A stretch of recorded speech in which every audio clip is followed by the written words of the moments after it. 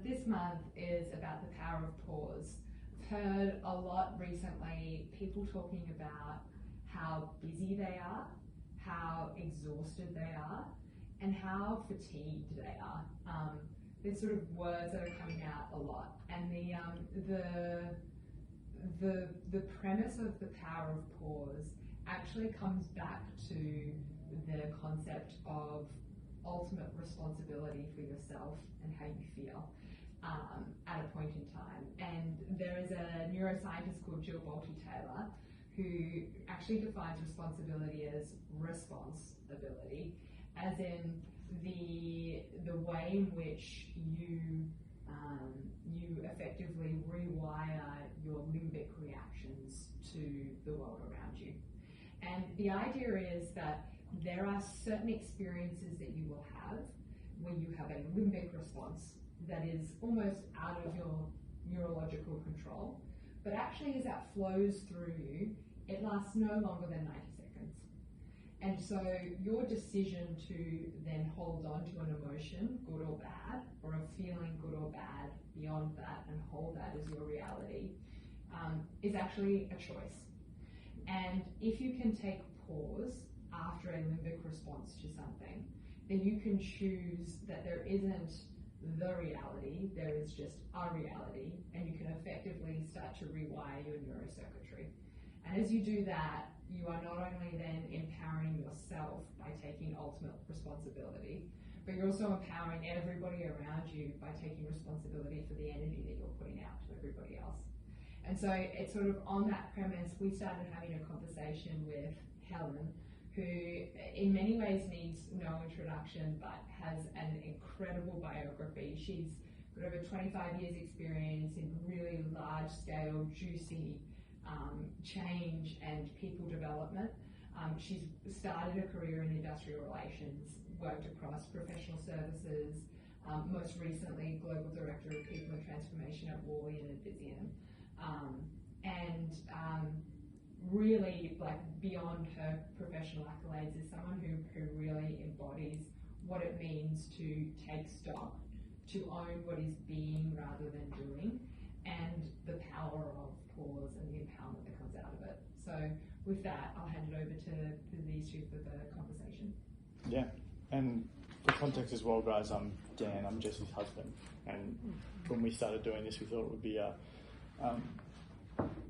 good idea to have kind of a masculine or male energy in the room as well. So my intention is really to be able to listen and to learn, to really how to be a better husband, brother, son, team member, and to walk alongside, the women in my life, and how I best support them. So again, I thank you for sharing this space with me as well, and just so you guys have a bit of context as why I'm here as well.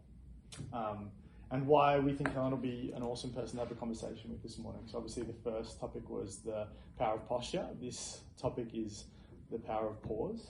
And Jesse gave a quick introduction. I'll let you do a bit more of an in-depth introduction, or as in-depth as you want to be. But Helen is a global, growth, people and culture leader, and described as unconventionally conventional.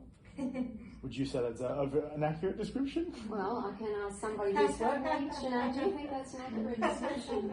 Absolutely. But yeah, if you want to give just a quick introduction, or as brief or as long as you would like to, just on you, your story, how you're... Who I am? Yeah. Sure. And firstly, thank you, both Jesse and Dan. Jesse, I'm delighted to be here and I appreciate the opportunity, and I think what you're doing in creating this safe space is really important. So thank you for the invitation. Dan, you are not just Jesse's husband, you're a phenomenal interviewer and you do hold the space, and I think your aspirations are beautiful, and I almost had a tear. I wish there were more men that were able to express things that way. So, but I know that we have a lot of wonderful men in our life that walk beside us, so that's important. Look, without too much more, as Jesse said, I've been 25 years plus in organisations, probably more than plus, And I've had the absolute joy of being on a journey and learning and developing. I've been a leader since I was 29, a senior leader since I was 29, and probably one of the areas of passion that I have, just to add to what's been said, and where I'm really focusing in terms of my career going forward, is really, I, at 29, wish I had the insights and the tools that I have learnt along the way and want to share. We are thrown into leadership roles without the tools and support to really be authentic leaders, and I think that is the magic word for leadership into the future. And a lot of the work I'm doing is working with the next generation of leaders to really move from more the left brain sphere, or the left hemisphere of the brain, which is more around the drive, the productivity, the performance, the financials, and start to balance that more with the right side of the brain, which is around trust and authenticity and vulnerability. So our leaders, and collaboration, so our leaders have a more balanced approach into the future, which I think is going to be absolutely vital. And I note in the Financial Review last Friday, there was actually a commentary about how our CEOs are really ill-equipped to be able to really manage their way through their organisation's way through the future, particularly in the culture space, and that there will be more of a focus from boards. There has to be more of a focus from boards about their ability to do that. And so I think we are in a bit of a mindset shift in leadership, and I guess I want to be part of that. And today's discussion is some of the work that I've been looking at, and I'm creating a leadership mystery school, which I'm launching later in the year, which is starting to look at these different powers and how we actually superpower our ability as leaders. So, but I thank you, and I welcome the opportunity to talk today. And when we got together to discuss what we thought the power of pause meant, we kind of concluded that it came down to three things, which was being present, expansive, and peaceful. So if we expand on each of those, starting with present, I guess, what does being present mean to you, and how do you apply it in what you do? So that is a huge topic, but a really vital topic. So, when I was talking to Jessie, and Sibel will remember this, there were a couple of times that we talked about when you carry water, and that was code for stop and kind of smell the coffee. So what I mean by being present is being in the moment, really importantly being conscious of your thoughts, and linking with what Jessie said in the opening, really make choices in the moment. And I think Carl Jung's quote, which I'll read, who most of you will know is one of the great psychiatrists, but really one of the founders of psychology, and particularly organisational psychology. And his quote, which I think is totally relevant, is, "Until you make the unconscious conscious, it will direct your life and you will call it fate." So I think the challenge for all of us is whether we want to leave our futures and our journey, our lives, whether we want an intentional life or whether we want to leave it to fate.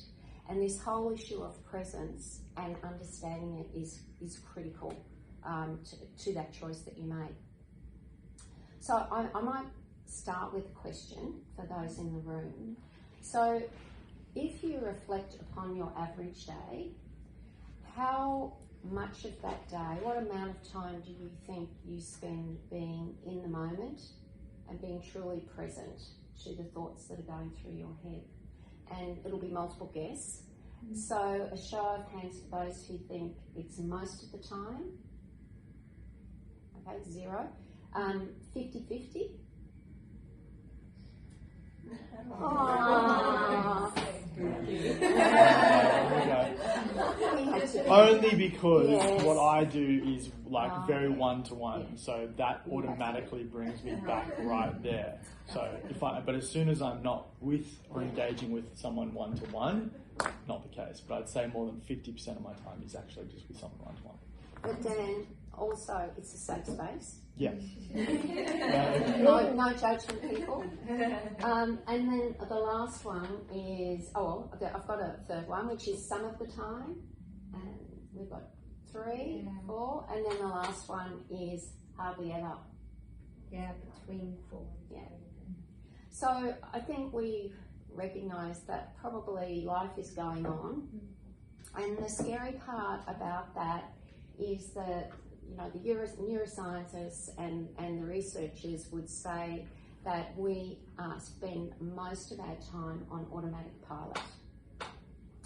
And the issue about that is that, firstly, we are allowing our subconscious to be in charge, and I'll talk a little bit about that and the implications of that. And secondly, we allow our monkey mind to take charge. So that's the mental chatter. And I want to talk a little bit about that because there are major implications that I think we need to be aware of. To me, why this is important is what our thoughts are, and our conscious thoughts, well, not our thoughts, have a huge impact on our mind affects our body, so our mental and physical health, as you would know, Dan, and also our level of happiness, our moods, our level of productivity, and also our resilience in how we tackle the challenges in the world. So this is really critical stuff. But to me, just following on from the question about who am I, what interests me most is that when we look at the implications of how much time we are leaving on automatic pilot, we are leaving so much on the table in terms of our own capability and really tapping into our capability. And to me, that's the gold. If people become more aware and take more time out about really going to their head and making conscious choices, we're almost superhuman. So let me just add to that there are a couple of other things that are happening at the moment that magnify why this is an important discussion.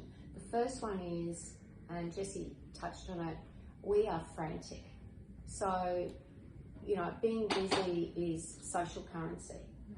You know, the first thing you say to your friends is, you know, how are you? Oh, I'm so busy.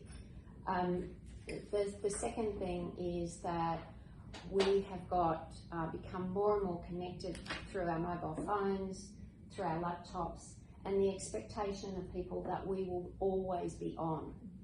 And that's been something that's just happened in probably the last 10 years. And my husband laughs at me because my family rings him if they want to contact me, but I make a conscious choice not to have my phone always on and always around. I will check it, and obviously that's led to some issues some of the time, but if I'm expecting something urgent, I'll have it on. But I think it's actually become a real issue for most people that they're always on, they're always looking at their phone. So I just want to touch on, I am getting to answer your question on two concepts. The first one is this idea of we're on automatic pilot and therefore we're really defaulting to our subconscious mind, and why that's a bit of a concern. So we've got two elements in our brain, in our mind, actually in our mind. One is the conscious and one is the subconscious. The conscious mind is our thinking centre, it's our creative centre, it's where we hold our wishes and our desires, and it's also where we can reflect on the past and project into the future. So it's vitally important. But it's kind of like the tip of the iceberg. So the conscious mind is above the water, and then we've got this whopping, great, huge subconscious mind. And the subconscious mind is in the present always. It's been laid down in basically the first 7 years of our life, and it's been, someone's hit a record button, and we have taken in all the social etiquette, all the social norms, all the belief systems of our parents, of our teachers, and we have just sucked it all in for the first 7 years, and that's been our programming. And the issue about that is that we spend approximately 95% in our subconscious mind because we are an automatic pilot. 95% is what the neurologists will tell us. So what happens if we go into that subconscious and let it run the game? The first thing is we have got a lot of, they would say that 70% of our subconscious mind beliefs are negative. So they've been laid down in the first 7 years and we're not even aware of it. And if we think about that, it's, I'm not good enough, I can't do this, no one take me seriously, boys don't cry, girls aren't good with money, I'll never be better than my parents, life's tough, life's scary, we've got to bunker down. They're all the things that we have seen. Also things like people like me are safe, people that aren't like me are different. It's all the things that we've made sense of in the first 7 years. So people, we have got that running our life basically 95% of the time. So when I work with fabulous, amazing young people, or older people as well, most of us, including me, I'm not good enough.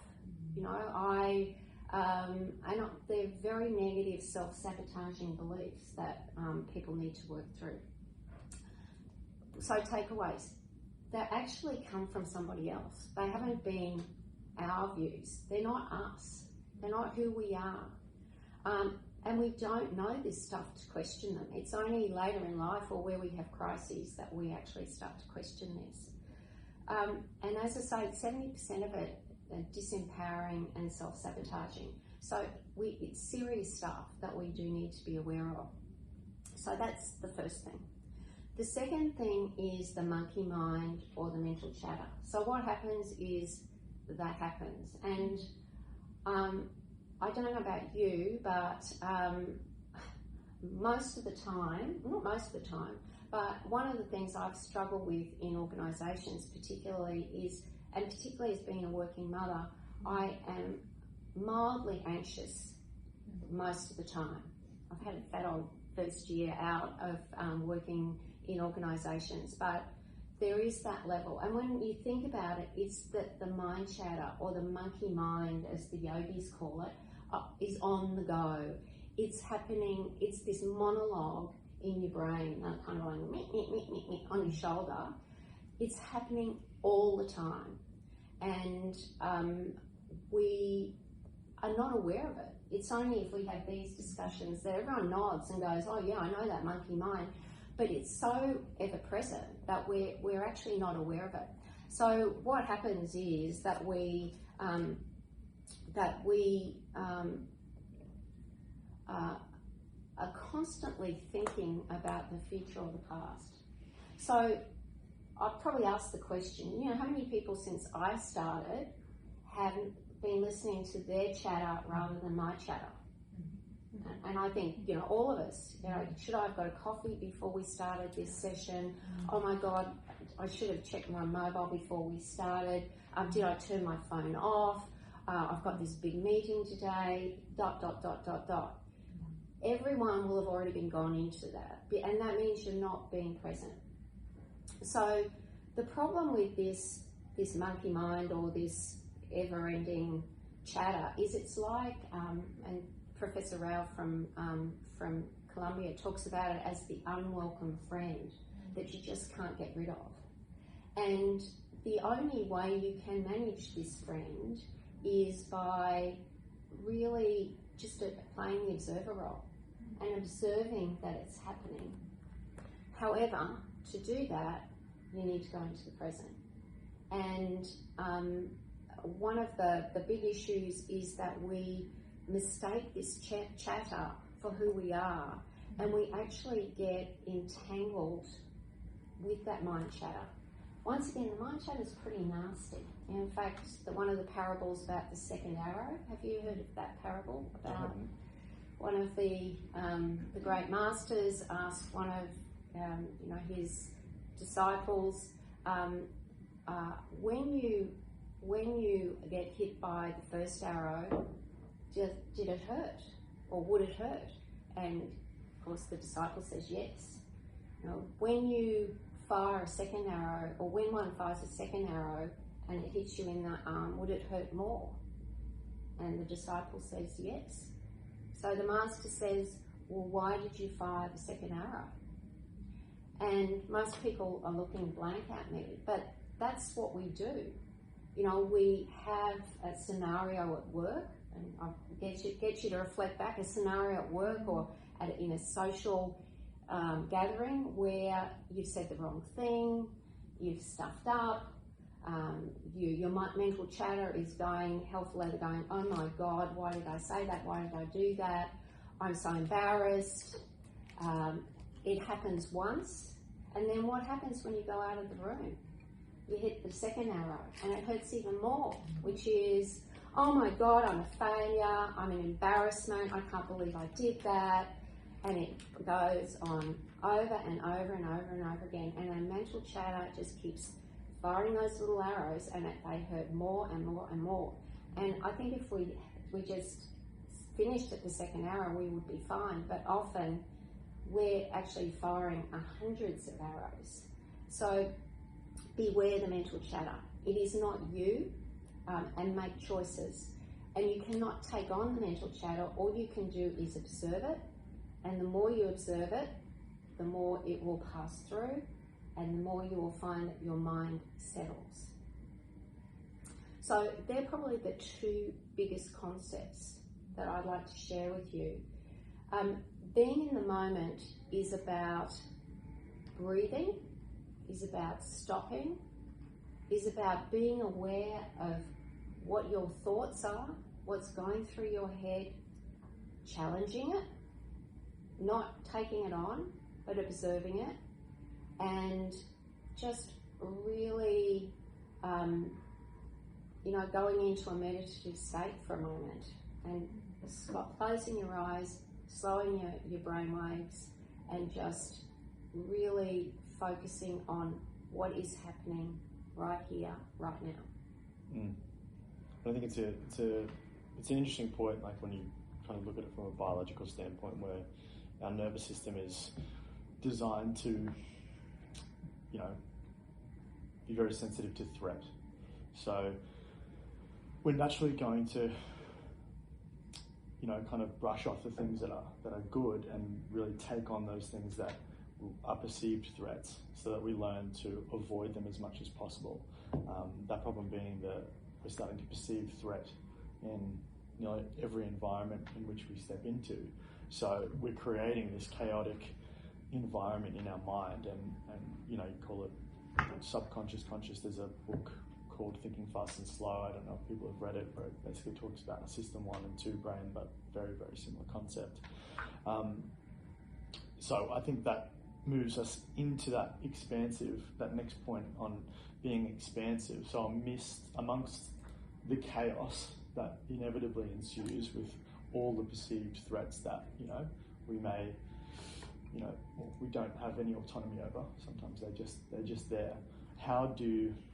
And you've just touched on a few then, but I think it's good for everyone to think on, how do we avoid minimizing ourselves amidst the chaos, and instead put our foot on the ground, put our feet on the ground, and expand into that. So that, I guess, brings us back to the present. So you touched on a few. I mean, for me, it's always been about getting out of my head and more back into my body. Yeah. So just through movement or breath, or Yeah. but I do think it's really valuable that you just identify like just one for each person. Just kind of know what your go-to is when you start to find that monkey mind, or definitely out of your body and in your head. Yeah. And it's really interesting because Jessie talked about Jill Bolte Taylor. In fact, she's just released a second book this month, which is amazing. And she actually has talked a lot about this, how do you tap into this expansive part. So she actually was a neuroscientist who had a hemorrhage at 37, and it was on the left side of her brain, and so she experienced her left brain shutting down and experienced what our right brain is capable of. And it's in our right hemisphere that we get this sense of expansion. And she talks a lot about what she felt about being vast and not in the body, being connected to everything. And so she's done a lot of work in this second book around taking that and giving some practices and practical advice as to how you tap into the right part of your brain, which is this expansive part. And in fact, she's made some amazing commentaries about organisations and how we've been operating as a society more broadly, which is very left brain, and how we actually move into the right brain. Look, a lot of this is easy. This is simple but not easy. So it's as simple as the discussion before. We just had an amazing supermoon that we spent a lot of time talking about. It is going into nature and appreciating the beauty. As easy as that, just focusing on something that's bigger than us and that is sheer beauty and taking that in. There's been a lot of discussion around the importance of gratitude, and Jill Bolte Taylor talks a lot about this, the power of gratitude, and really stopping and having as a practice and a discipline. And all of this is practice and discipline. It's, as I say, it's simple but not easy because we don't practice. And the more we practice, the more it will become part of who we are and how we operate, and we'll soon recognise that we're doing it a lot more than we think we're doing it. But, being really grateful and having a gratitude practice, and rather than focusing, and as we talked about, we are wired for the negative. What the gratitude practice allows us to do is really think about all those things in our life that are amazing, about who we love, who loves us, the fact that we're all successful. We wouldn't be sitting around this table or on this Zoom unless we were all successful in our life. Most of us have, relative to others, we don't have to worry about getting a meal, 3 meals a day. It's by choice if we don't. We've got so much to be thankful for. We live in Australia where pretty much COVID-free this side of Victoria at the moment. We have, and when you actually go through and work out what you have to be thankful for, you get that sense of expansion. The other thing is breath. So, breath is the big one, and you will immediately get into the present through breath. And expansion comes in breathing into the heart as well.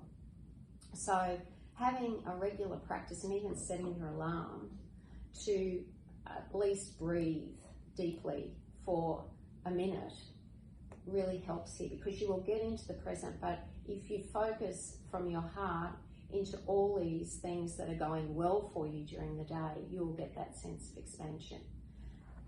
Your senses, focusing on your senses, getting a massage,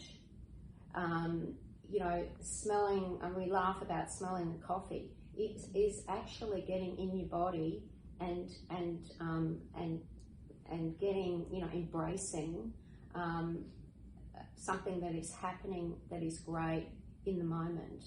I think that the other thing for me is moving in nature, moving your body, music.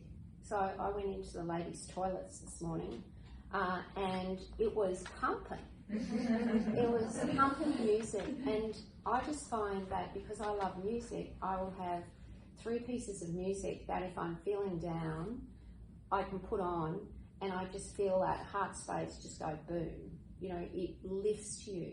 And equally, if you're feeling good, that will take you to the next level. So I think using music is a really important practice as well. I was going to say, I think because it's obviously so important to be autonomous in how you manage the chaos and all those internal cues, and then obviously external cues would be priming your environment in a way that gives you that sense of comfort and ease and just kind of brings you back into the moment. But I think an interesting point is then on expansiveness and expanding how you utilize your community to help you. And I think a big one is communication. So when you're amidst of that chaos, I think the tendency is to internalize it and go to your breath and get into your body and exercise. But I almost question how valuable, and maybe it's not. Maybe it's you really need to just self-regulate. But I also think that we're at a point now where we should be able to communicate that to our community, to our partner, to our family, our tribe, just to create that awareness from their perspective so that they can take some, I guess, accountability as to, well, okay, how can I now move through the world as such that is going to assist? It's not trying to solve a problem, but do you think that's a big part of it as well? Yeah, well, it is. And I mean, that's why I'm really excited about this next book that Jill Bolte-Taylor's put out, because she's actually mapped the fact that we have 4 characters in our 2 on the right side, 2 on the left side. And on the left side, and you name them.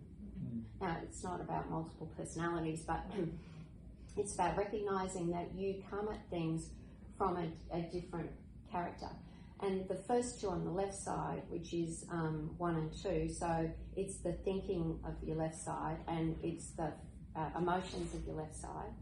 And the thinking of your left side, mine is called Portia, and she is get stuff done. So if there's a crisis, you want a Portia, linear thinker, get stuff moving, and off we go. Stand back, Portia's here.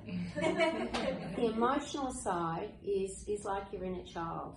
So mine's Connie, and she is anxious. She's fearful, and we need to nurture her. And she's always looking for what's wrong with the situation. She can be a victim in a circumstance, and it's the rest of the world against her. So that's Connie. The right side, which is the exciting side, and we don't use, and I'll get to your point about what happens with interactions. So the third part, which is the emotional side of the right, is fun, loves laughter, is creative. That's Felicity for me. And she has a fat old time, and she loves music, she loves dance, and off we go. So that's Felicity. And then we've got the fourth, which Jill Bolte-Taylor has experienced, which is the thinking part where we're in unity, we're one, we're all connected, we're vast, we're connected to everything. And so mine's grace. And the interesting thing about this, to your point, is when you go into any interaction, the other person has all 4 parts of them, but they're not aware of that. But they will be as we get this message out, or she gets this message out. So when you are in particularly an organisational interaction, and there are a hell of a lot of Porsches, let me tell you, there are a lot of Porsches in my family, let alone in the organisation. So they are, right, what are we going to do? We've got to get this done, la, la, la, la, la. If I go at that and my Connie, which is, oh my God, Portia's having a go at me, blah, blah, blah, blah, blah, I will react. So I'll immediately go into the limbic part, which is, fight or flight. If I choose to go into my a different part of my brain, either a bit of felicity, and maybe a bit of grace, and just go into the moment, because the right hemisphere is all about being present. So breathe, firstly, and go into the moment and respond either joking about, come on, and actually having studied in IR, the power of the laughter is amazing, or just saying, recognising that clearly the person's angry, or what's going on, asking questions, because Felicity is curious.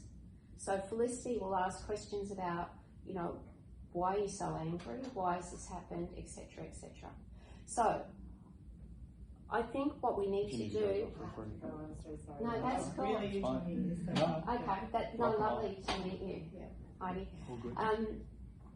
So I think this idea about just an awareness, and it goes back to being present as well, but being really aware that we're only we're probably working in organisations mostly from the left side. Recognising that we have this amazing, creative, wonderful part of the brain, which is the right side, and that there are these characters in there that we can hone and we can work with.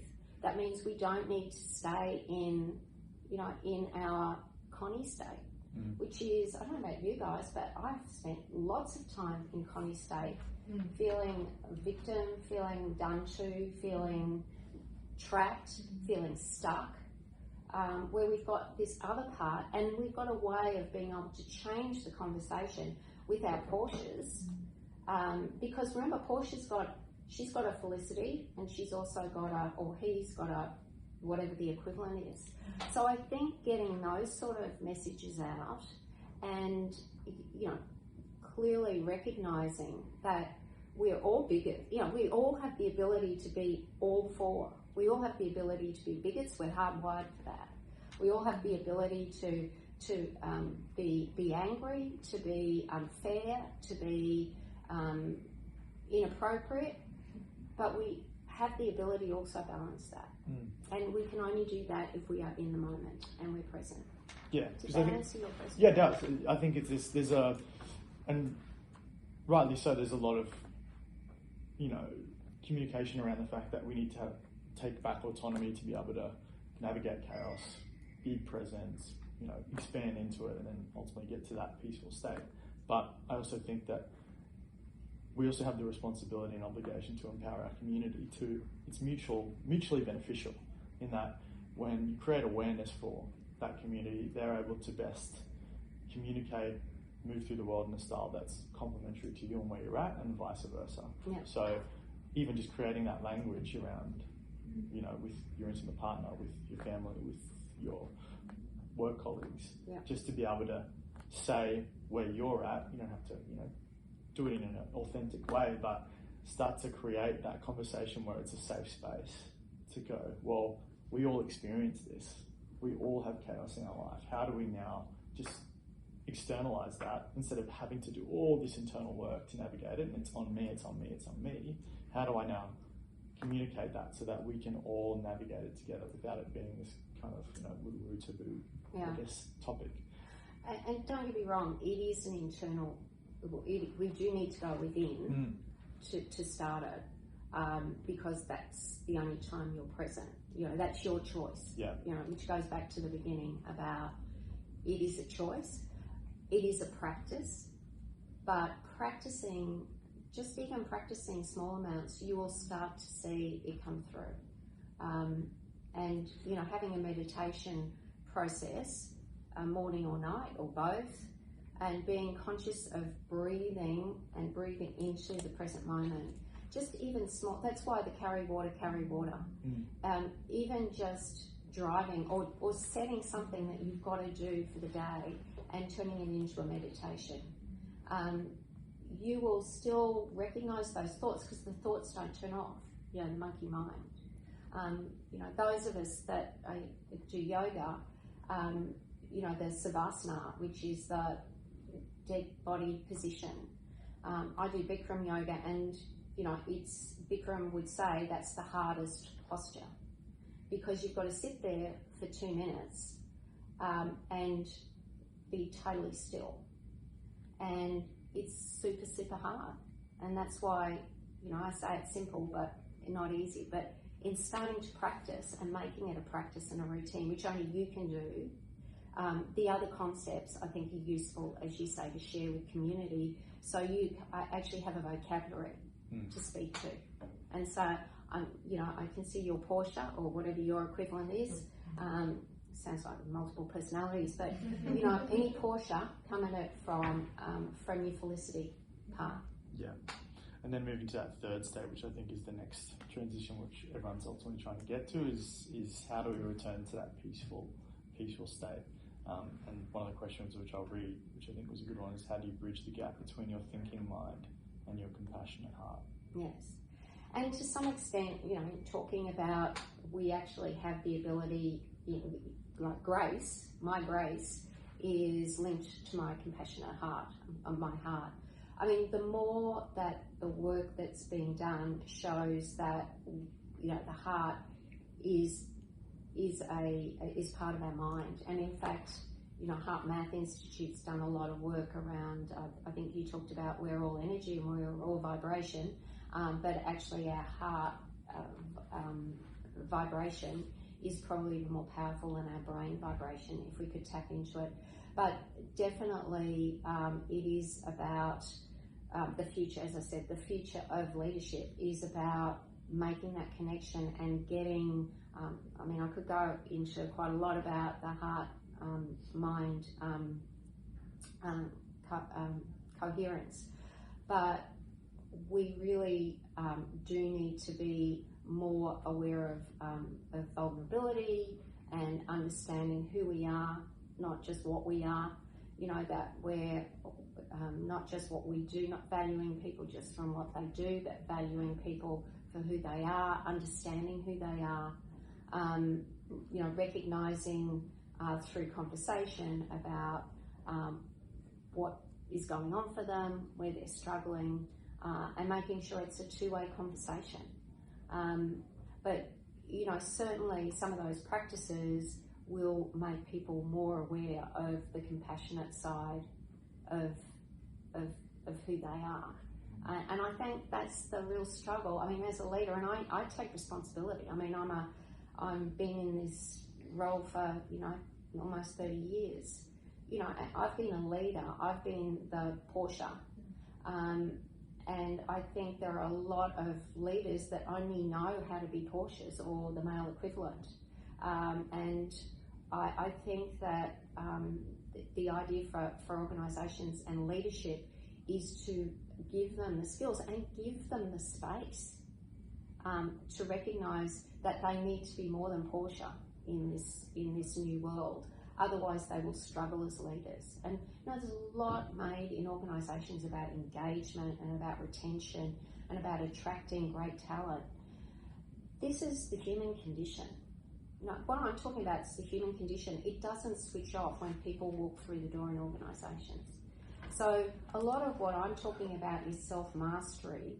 And as leaders, and pretty much most adults are leaders in some respect or other, but particularly as senior leaders and our organisational leaders, this stuff needs to be leadership 101 for them, because they can't, and as I said, the financial reviews already, many reviews for the last few years have started to say leadership needs to be more than just operating our left hemisphere.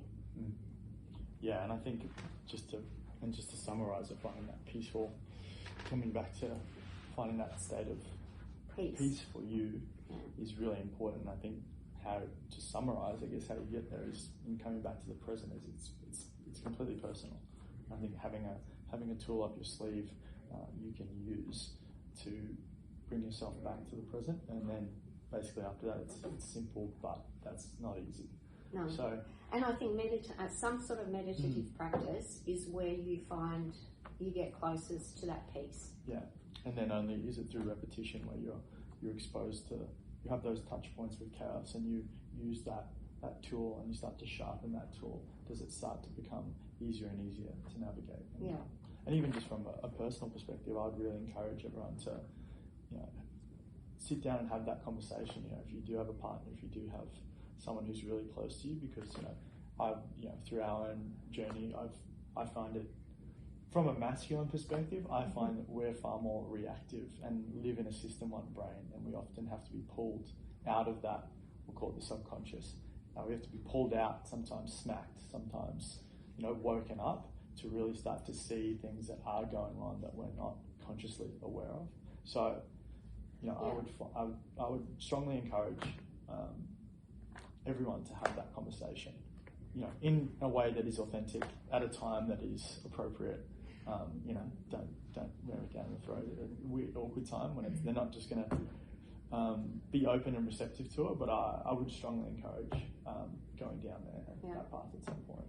And in fairness, just to add to that, I mean, we have become, as a society, far more left brain. So my parents, that were the generation before baby boomers, they were far more community, there were family values, rightly or wrongly, but they were, it was very much about the collective. And since the boomers and beyond, so Gen X and beyond, we've become far more in the I, which is the left side of the brain. So I do think we need to have those balancing conversations, because, we're cooked frogs. This has happened not consciously for us, going back to the subconscious. It's just been, what's playing out in our lives, and we do need to pull the balance back. So, Helen, that's very, very insightful. Thank you so much for your time. And I might even just pass off to Jessie, because one of the final thoughts that we had was it's actually a rule in Jordan Peterson's book, which we really like, which was why you should pet a cat when you encounter one in the street. And I might just pass to Jay just to summarise on that point and what that means to you. Yeah, I think one of the things that Helen and I have spoken about a lot, like in the context of like the Halo community too, is that there is no the reality, there is a reality. And the antidote to chaos is not that the chaos doesn't exist. The antidote to chaos is to recognize your reactions to it, and that you are like totally empowered in rewiring your neurocircuitry your first 7 years to how you react to that chaos. And once you start to take responsibility for that, you really start to be rather than do. And there are very few and decreasing moments in life where I think we are actually being rather than doing, which is why it becomes your ultimate responsibility to yourself, to the people you love, to stop and smell a cup of coffee when you get it, and not order coffee from places that have acai flags at the front, because they won't be good coffee. To carry water, to pause in the street when you encounter a cat and give it a pat, to sit and ground and breathe, and to even take moments of stock like this when there is all the chaos of work and world around you. And that actually only when you do that do you start to really empower into the lightness of being and the expansiveness of being. And I think, one thing that I'll take away from this conversation too is that it's an inside job, and so it is ultimately something that you must do yourself. But then if you are truly expansive or in your grace, then you are actually empowering everybody around you to do the same as well. So thank you very much, Helen. No, thank you, Jessie, and thank you, Dan. Thank you, everyone. Thank you, everyone, for coming. And you are far more powerful than you think you are.